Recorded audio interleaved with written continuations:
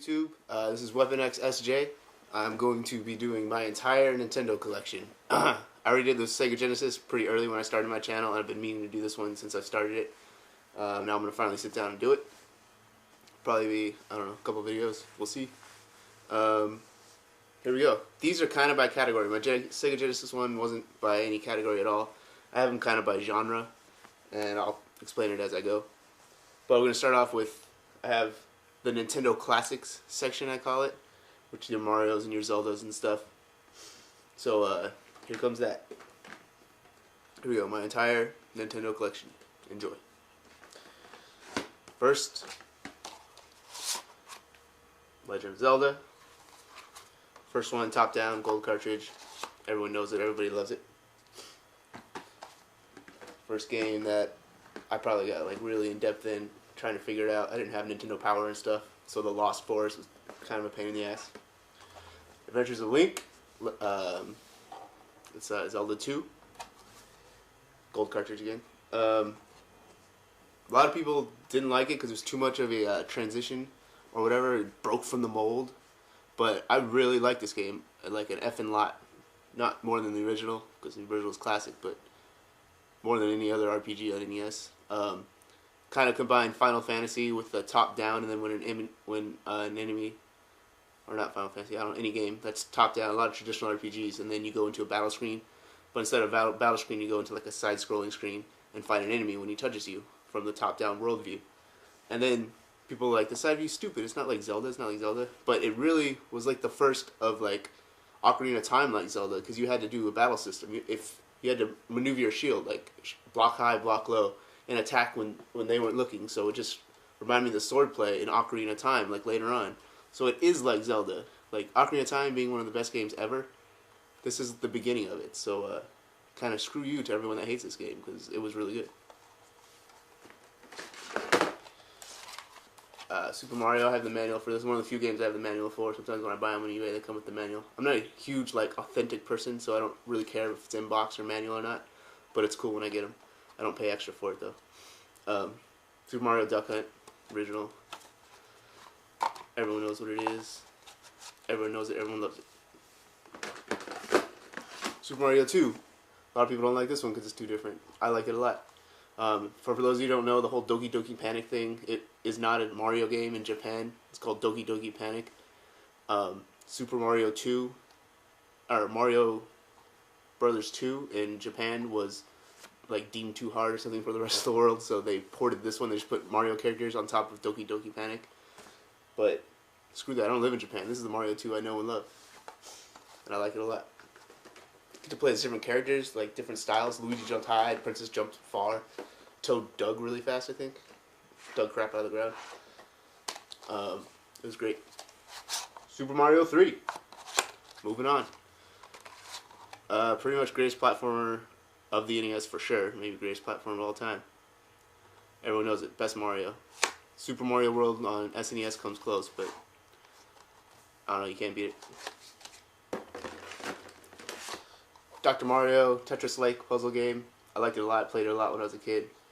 Like, I wasn't really into puzzle games that much, but for whatever reason, Dr. Mario, I guess the little germ characters just appealed to me when I was a kid.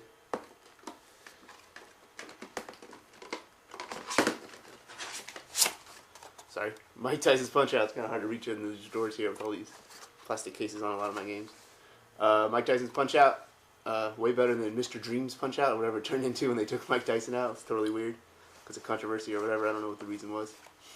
But to this day, well, not really. EA's Fight Night Round 3 was pretty awesome. But except for that, my favorite boxing game ever. And memorable characters, King Hippo and all that stuff.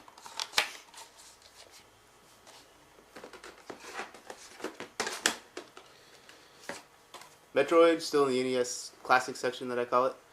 The original one, really hard if you don't have a map, Nintendo Power or anything. But like this one a lot. You know, it's the original one. Ice beams roll into a ball. Everyone knows it, everyone loves it.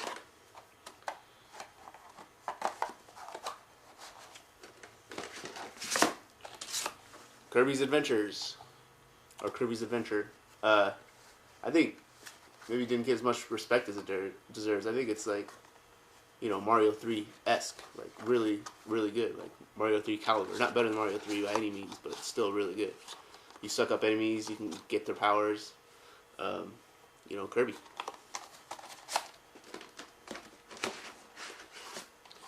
Kid Icarus. One of my least favorite, I guess, iconic Nintendo titles.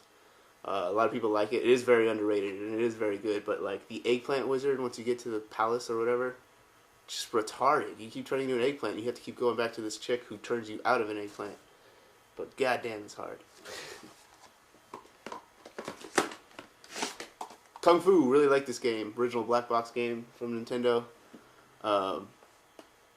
Really quick. I love how fast he flicks out his leg to kick. Wah, wah, wah, wah. Mix that now with wah, wah. It's awesome.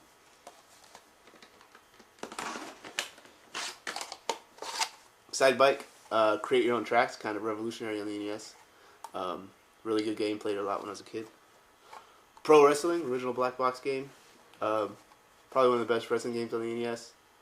A lot of people don't like the wrestling games on the NES. Like, I guess they're not that good, but this was a good one.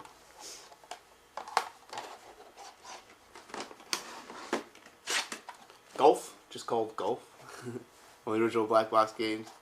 Mario type character. I don't know if it's supposed to be Mario. I'm pretty sure it is, but he's on the cover and he's who you play as.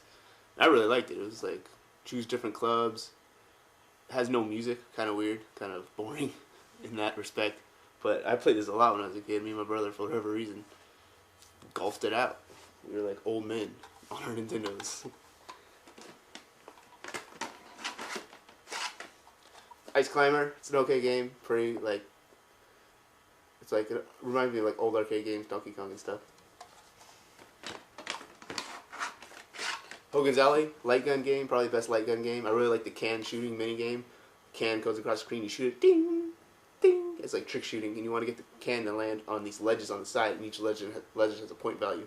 You hit the really small ledge at the bottom without letting it drop down to the screen, you get the most points. It's really good, I like it a lot. Reminds me of Point Blank and stuff in the arcades now. RC Pro-Am. I don't know if I should have this in the Nintendo Classics section, but to me it is.